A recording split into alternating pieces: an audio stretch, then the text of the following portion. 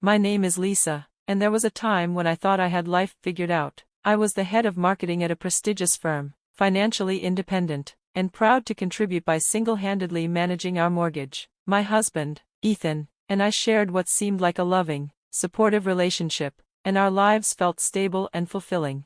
Family played a central role in our world. Ethan's younger brother, Brian, and their mother, Amy, were constant presences in our lives. After the loss of Ethan's father years earlier, the bond between Amy and her sons was unshakable, a trait I deeply admired in Ethan. It reinforced the idea that I had married someone devoted not just to me, but to the people he cared about most. At first, Amy welcomed me warmly. She'd ask about my career during family gatherings, her signature comment being, "Marketing, huh, must be important work." I took her words as a sign of approval and felt hopeful about building a close relationship with Ethan's family. The early years of our marriage were filled with joyful weekends, holiday celebrations, and lively game nights. One Thanksgiving stands out in my memory, with laughter echoing through Amy's house, creating a warmth that felt like home. But then, a New Year's Eve gathering at Amy's marked the beginning of a shift. While refilling my wine glass in the kitchen, I overheard Amy mocking Julie, a single mother and family friend, for her cheap dress and implying she was out of her league trying to fit in. The moment planted seeds of doubt about the family dynamic I had once admired. Over time, Amy's remarks began to take on a sharper, more biting tone. What I had initially dismissed as light teasing grew into something darker. Amy often huddled with Ethan and Brian, whispering and laughing at others' expense. Witnessing this mean-spirited behavior left me increasingly uncomfortable. It all came to a head one Easter. Amy casually criticized a relative's financial decisions in front of the family, and I couldn't stay silent. Standing up, I called out her behavior, hoping to bring attention to the harm it caused. The room fell silent, and Amy, with a sharp smile, dismissed me as being too sensitive. I turned to Ethan for support, but his silence was deafening.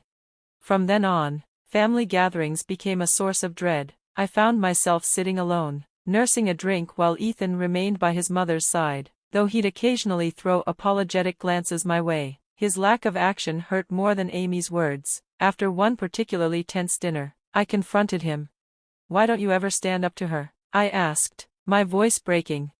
"She's my mother, Lisa, what do you expect me to do?" he replied, exasperated. "I expect you to stand by me when she's being cruel." But my pleas fell on deaf ears. Soon, I began finding excuses to avoid family events altogether, work emergencies, migraines, anything to escape the judgment and cold stares. Just as I thought things couldn't get more strained, life threw us an unexpected twist. I found out I was pregnant. Seeing the positive test left me both terrified and hopeful. When I showed Ethan, his initial shock gave way to relief, and for a moment, I believed this new life might bridge the growing distance between us. The pregnancy, however, was far from smooth. I battled severe nausea and dizziness, eventually requiring bed rest. Complications arose, threatening my eyesight and forcing me to quit my job. As my condition worsened, Ethan seemed to drift further away. He started coming home late, often leaving me alone to navigate my fears. When the day of my C-section arrived, earlier than expected due to the risk to my vision, I lay on the operating table, trembling with anxiety. I asked for Ethan, only for a nurse to inform me he'd chosen to wait outside. The surgery went smoothly, and the sound of my son's first cry filled me with indescribable love. But the joy was short-lived. When Ethan finally entered the recovery room, his annoyance was palpable. "This wasn't necessary," he muttered, dismissing the surgery as overkill. His words stung, but worse was his sudden tirade about how men shouldn't be involved in childbirth. He stormed out, leaving me reeling, alone with our newborn son. The weeks that followed were a blur of sleepless nights and relentless feedings. Ethan's involvement was minimal, and his complaints became relentless. "Can't you keep him quiet?" he snapped one night as the baby's cries filled the room. "He's teething, Ethan. It hurts him," I replied, exhausted. "All you care about is that kid. What about me? What about us?" His words cut deep, especially as I was still recovering from surgery and barely functioning on broken sleep. As our son grew, Ethan's frustrations only mounted. One evening, while I cradled our fussy 7-month-old, he delivered another blow. "You need to go back to work," he said flatly. "What? But the baby. We'll hire a nanny," he interrupted. We need the money, Lisa. This isn't sustainable. His words felt like a final betrayal. I wanted to argue that our son needed me, that I wasn't ready, but the determined look in his eyes stopped me cold. And in that moment, I realized the struggles weren't just beginning, they had always been there, hidden in plain sight. Finding a job with my compromised vision was an uphill battle, but I eventually secured a position at a smaller company. Though the pay was significantly less than before, I was grateful for the opportunity. When I told Ethan, his reaction was predictably dismissive. That's it? He sneered. We're paying a nanny for this? The sting of his words brought tears to my eyes. I'm doing the best I can, Ethan. It's not easy with my eyesight, I pleaded, hoping for some understanding. Excuses, he muttered, turning his back on me and walking away. This became my new normal, juggling a demanding job, leaving my baby with a nanny each morning, and returning home to a resentful husband. Each day blurred into the next, a relentless cycle of exhaustion and guilt. 3 years passed this way. Despite everything, my son was my anchor, and I cherished every one of his milestones. He was my reason to keep going. Family gatherings remained a source of tension. Amy continued her passive-aggressive jabs, though now they were often masked by her exaggerated displays of affection toward my son. Come to Grandma, she would coo, reaching out her arms, but he always clung to me, hesitant and unsure around the grandmother he barely knew. Amy's response was always the same. What have you been saying to him about me? She accused, her tone sharp. I tried to reason with her. Amy, he just doesn't know you well, maybe if you visited more.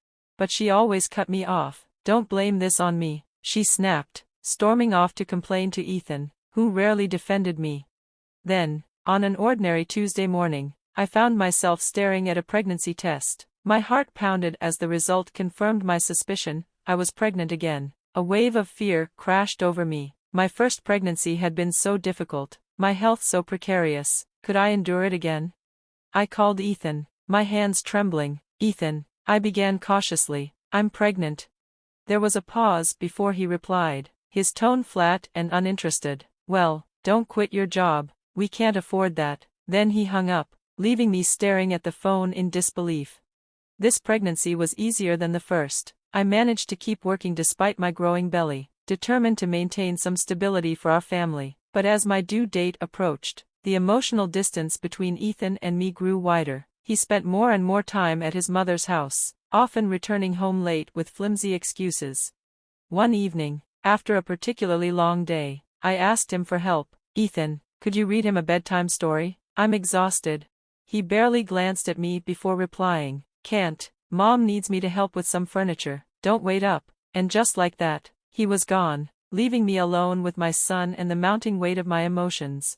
As Thanksgiving approached, I was determined to host a warm, welcoming celebration. Guests arrived throughout the day, including my parents, who always stepped in to help. The house buzzed with laughter and chatter, but the atmosphere shifted when Brian arrived, introducing his fiancée, Christine. Amy showed up shortly after and was instantly captivated by Christine, lavishing her with attention. Christine, a manager at a national bank, how impressive, Amy gushed. Then, with a pointed glance in my direction, she added loudly, Now this is the kind of daughter-in-law I always dreamed of, smart, successful, beautiful. Her words landed like a slap. My cheeks burned with humiliation, but I said nothing, unwilling to escalate the situation. Amy wasn't done. Why don't we continue this lovely evening at that new restaurant downtown? My treat, she declared, already gathering Ethan, Brian, and Christine. Before I could even process what was happening, they were out the door. Ethan didn't so much as glance back at me. The festive mood was shattered, and the other guests began to leave soon after. Only my parents stayed, offering quiet support, but I insisted they go home to rest. Once alone, I sank into the couch, tears streaming down my face as I cradled my growing belly. Hours later, just before dawn, Ethan stumbled through the door, reeking of alcohol and cigarette smoke. He didn't say a word, heading straight to bed. In my frustration, I opened my phone and scrolled through social media, only to see photos of Ethan, Amy, and Brian laughing with Christine at an upscale nightclub. The caption read, Best Thanksgiving ever with my real family. The days ticked by, and as my due date approached, I noticed Ethan acting strangely. One afternoon, he unpacked bags of summer clothes. What's this for? I asked, confused. Just updating my wardrobe, he replied casually. Something about his tone felt off, but I let it go. My focus was on preparing for the baby and ensuring we had everything we needed, especially with the financial strain we were under. Then, just 5 days before my scheduled C-section, Ethan and Amy stormed into the house. I followed them to our bedroom, where Ethan was hastily packing. "What's going on?" I asked, panic rising in my chest. "We're going to Brian's wedding in Hawaii," Ethan said, stuffing clothes into a suitcase. My heart dropped. "My C-section is in 5 days. Who's going to take care of our son?" "You'll figure it out. You always do," he said coldly before zipping up the suitcase. They were gone before I could protest further. Frantic, I checked our joint account, only to find it empty. All the money I had saved was gone. I called Ethan, my hands shaking. "What happened to our savings?" I demanded. His laugh was chilling. "We needed it for Brian's wedding gift." "Don't be so greedy, Lisa."